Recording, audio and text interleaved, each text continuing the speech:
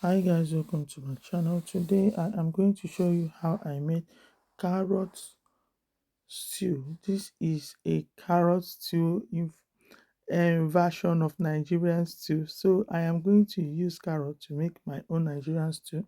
So I'm going to cut everything together. These are washed carrots, so you need to wash your carrot each time that you're going to use it to cook, so because it has lots of sand in it.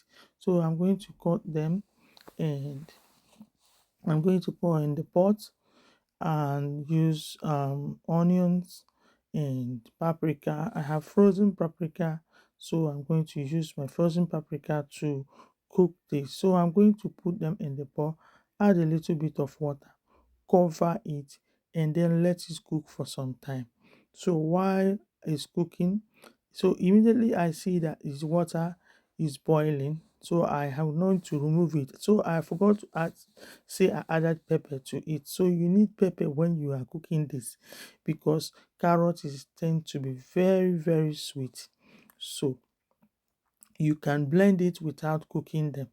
Cooking them, I prefer cooking them. So I think cooking them will make it less sweeter, because carrot has sweet taste. So you need to add something to make it less sweeter.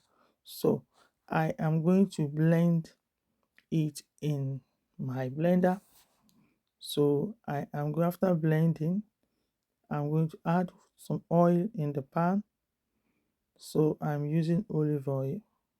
I'm using cooking olive oil for these. You can use any oil you have at home, and I'll allow it to warm up before I pour the carrots. So before you pour the carrot, you want to reduce the flame to avoid it to be too, when it's too hot, it's going to splash.